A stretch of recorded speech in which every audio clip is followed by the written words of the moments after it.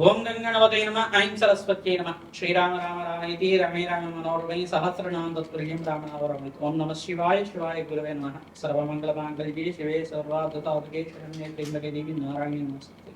జయ గురు దత్తాత్రేయ నమః. శ్రీనాథ్రీ నమో నమః. మాతృభ్యో పితృభ్యో ఋషిభ్యో గురుభ్యో నమో నమః. జయ గురు దత్తాత్రేయ. నమో భగవతే మేధా దక్షిణావర్తే మహ్యం మేఘాం లక్ష్యం ప్రయుజ్య స్వాహ. జగన్మాతే నమో నమః. ఆదిశక్తి స్వరూపిణి జగదంబికాయ యూట్యూబ్ ప్రేక్షకులకి అందరికీ కూడా నమస్కారం అండి. నేను పాలపర్తి గురుదాశిమ జ్యోతిష్యం వాస్తు సిద్ధాంతిని.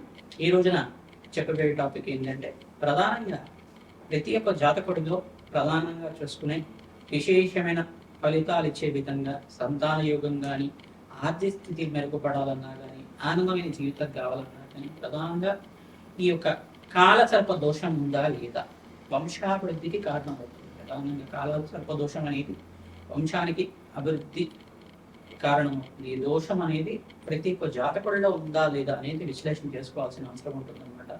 ప్రధానంగా చూసుకుంటే కనుక కాలసర్ప దోషం అనేది, కాలసర్ప దోషం అనుకుండా దీని ఏమంటారు, కాలసర్ప యోగం అనేది అంటారు అనమాట.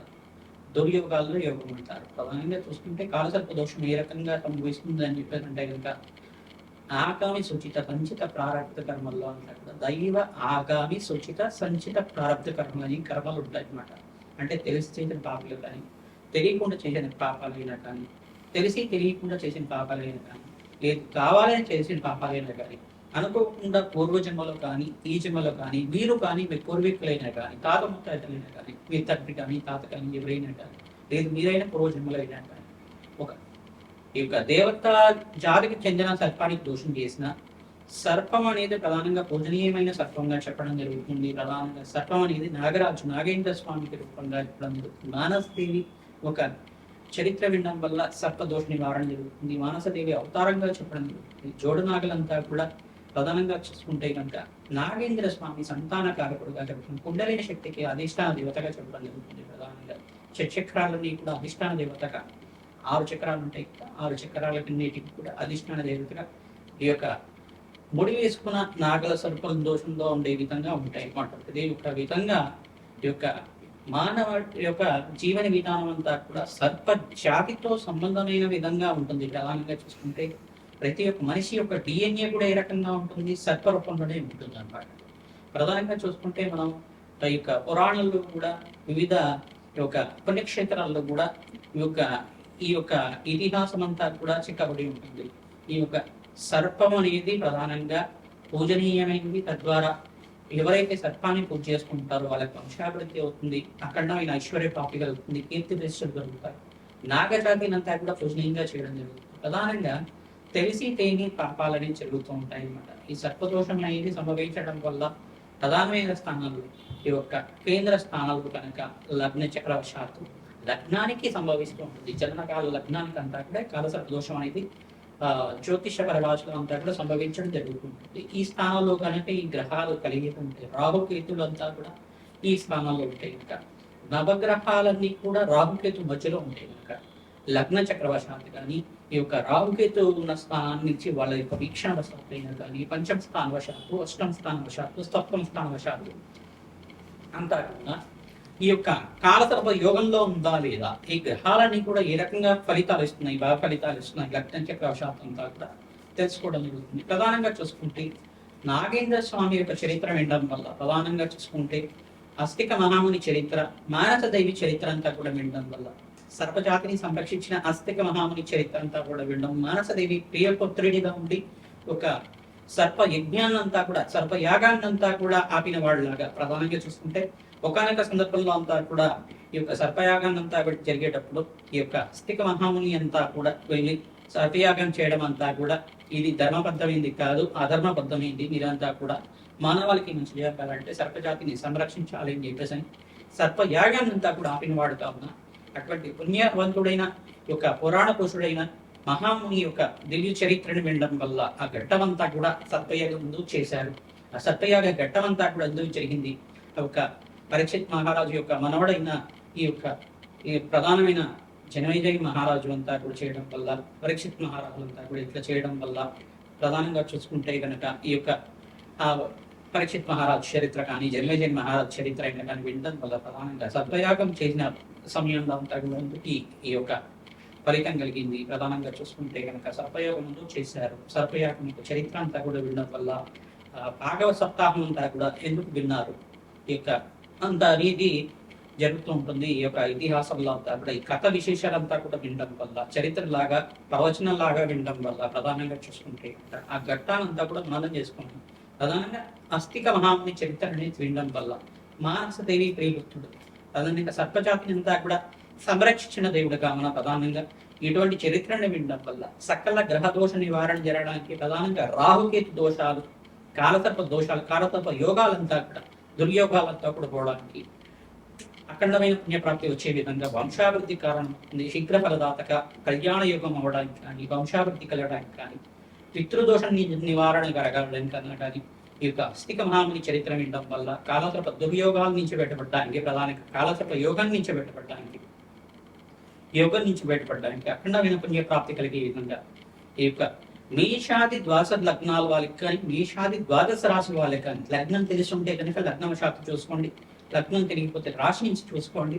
తద్వారా ఈ యొక్క కాలసర్ప యోగం అనేది ఏ రకంగా సంభవిస్తుంది, కాలసర్ప యోగం నుంచి ఈ దోషం నుంచి బయటికి పడాలంటే, ప్రధానంగా బయటికి రావాలి అంటే, కాలసర్ప దుర్యోగం నుంచి బయటికి రావాలంటే కనుక ఎటువంటి దోషాలకి పరిహారం చేసుకోవాలి. ప్రధానంగా ఆర్థిక స్థితి బట్టి మీకు అంతా కూడా పరిష్కారం చెప్పడం జరుగుతుంది. ప్రధానంగా ఉంటే కనుక లగ్న చక్రవశాత్తు పంచమ స్థానంలో కుచ రాహుల కలిగి కానీ, కుచకేతులు కలిగి కానీ, శుక్ర రాహుల్ కలిగి కానీ, శుక్ర కేతువు కలిగి కానీ, ఈ యొక్క పంచమాధిపతి ఏ స్థానంలో ఉన్నారు, పంచమ లగ్నవశాత్తు, అష్టమ లగ్నవశాత్తు, లగ్న చక్రవశాత్తు అంటే లగ్నము ద్వితీయ అంటే ధనస్థానము మరియు పంచమ స్థానం, సప్తమ స్థానం, అష్టమ స్థానము, నవమ స్థానాల్లో కనుక ఉంటే కనుక, చతుర్థ స్థానాల్లో కూడా రాహుకేతులు సంచారం జరిగి ఉంటే కనుక, ఈ యొక్క స్థానాల్లో కనుక రాహుకేతులు ఉండేసి ఆ గ్రహాలన్నీ కూడా నవగ్రహాలన్నీ కూడా రాహుకేతు మధ్యలో ఉంటే కనుక, రాహుకేతులన్నీ కూడా ఛాయాగ్రహాలుగా చెప్పడం జరుగుతుంది.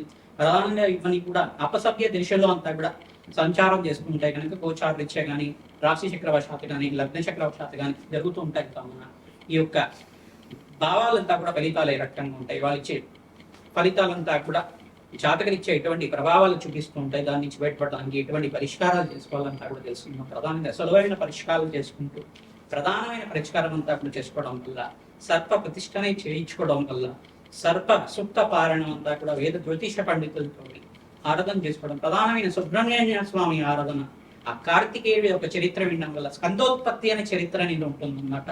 సుబ్రహ్మణ్య స్వామి చరిత్ర అంతా కూడా వినడం వల్ల సకల గ్రహదోష నివారణ జరగడానికి ఆస్కారం ఉంటుంది. సర్పజాతి కంటే కూడా అధిష్టాన దేవతగా సుబ్రహ్మణ్య స్వామి ఉంటారు, మానసదేవి ఉంటుంది. కాబట్టి ఈ యొక్క మానసదేవి చరిత్ర, సుబ్రహ్మణ్య స్వామి చరిత్ర ప్రతి నిత్యం కూడా చదవడం వల్ల, వినడం వల్ల ఓం శరవణ భవాయ నమః అని నామాన్ని ప్రతినిత్యం కూడా స్మరణ మాత్రం చేతిని సకల గ్రహదోష నివారణ జరుగుతుంది. ప్రధానంగా ఆర్థిక స్థితి మెరుగుపడుతుంది, అష్టైశ్వర ప్రాప్తి కలుగుతుంది, అప్పుల బాధల నుంచి బయటపడతారు, రుణ బాధల నుంచి బయటపడతారు, రోగ బాధల నుంచి బయటపడతారు. వంశాభివృద్ధి కారణమైన సుబ్రహ్మణ్య స్వామి అంతా కూడా శివ తేజో రూపంగా ఉంటారు కావున ఆ కార్తికేయుడు మురుగనుడైన సుబ్రహ్మణ్య స్వామి అంతా కూడా కరుణా కటాక్ష వీక్షణలందరికీ కూడా కావాలని చెప్పేసి భావిస్తూ మేషాది ద్వాదశ లగ్న జాతకులకంతా కూడా ఈ యొక్క కాలసర్ప దోషం నుంచి బయటపడడానికి ఎటువంటి పరిష్కారాలు చేసుకోవాలంతా కూడా ఈ యొక్క జ్యోతిష శాస్త్ర ప్రామాణికంగా అంతా కూడా చెప్పడం జరుగుతుంది. రత్నశాస్త్ర ప్రకారంగా కానీ మరియు లగ్న చక్రవశాత్తు ఈ యొక్క వృక్ష జాతిని అంతా కూడా ఏ రకంగా పూజ చేయాలి, ఏ వృక్షానంతా కూడా పూజ చేయడం వల్ల శీఘ్ర ఫలదాయకంగా ఉంటుంది, గోమాత సేవ చేయడం వల్ల ఈ యొక్క పాపాల నుంచి బయటపడడానికి, తెలియకుండా చేసే పాపాల నుంచి బయటపడడానికి ఆస్కారం ఉంటుంది. దానాలు చేయడం వల్ల, స్వల్పమైన దానం చేయడం వల్ల, కలియుగంలో అంతా కూడా స్వల్ప దానం చేసుకోవడం మాత్రం చేతిని మీరు చేతనైతే మీకంతా కూడా దానం చేయండి, బీదవాళ్ళకి అన్నం పెట్టండి. తద్వారా అంతా కూడా సకల గ్రహ దోష నివారణ జరగడానికి ఆస్కారం ఉంటుంది. తద్వారా అంతా కూడా కాలసర్ప దోషం నుంచి బయటపడి ఆనందమైన జీవితం, వంశాభివృద్ధి కలగడానికి కానీ, అష్టైశ్వర్య యోగం, ధనప్రాప్తి కలగడానికి కానీ, శీఘ్ర కళ్యాణ యోగం కలగడానికి కానీ ఆస్కారం ఉంటుంది. పుణ్యక్షేత్ర దర్శనం చేసుకున్న మాత్రం చేతి అనంత పుణ్యయోగం కలుగుతుంది. ఈ యొక్క దోషం అనేది ప్రబలంగా ఉంటే కనుక ఖచ్చితంగా సర్ప ప్రతిష్ట, నాగేంద్ర స్వామి ప్రతిష్ట అంతా కూడా దేవాలయ ప్రాంగణంలో రావి చెట్టు దగ్గర కానీ, దేవాలయ ప్రాంగంలో కానీ నిత్య పూజలు జరిగే ఈ విధంగా చేయించడం వల్ల అఖండ పుణ్యయోగంతో శీఘ్ర సంతాన యోగం కలగడానికి ఆస్కారం ఉంటుంది. జయ గురు దత్తాత్రేయ. వృశ్చిక రాశి వృశ్చిక లగ్న జాతకులకి మీ జాతకరీత్యా ప్రధానంగా మీకు కాలసర్ప దోషం ఉందా లేదా నిర్ధారణ చేసుకోవాలి. జ్యోతిష పండితులతో జాతకం చూపించుకొని నిర్ధారణ చేసుకోవడం వల్ల విశేషమైన పుణ్య ఫలితం లభిస్తుంది.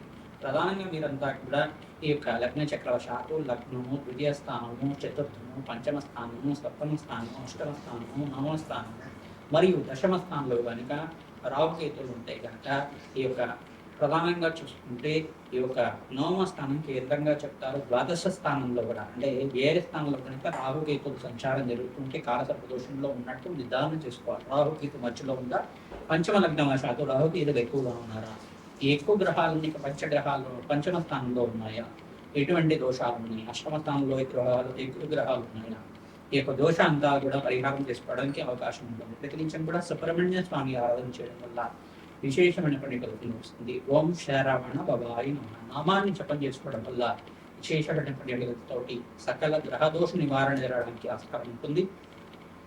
నాగేంద్ర స్వామి ప్రతిష్టను ఆచరించాలి.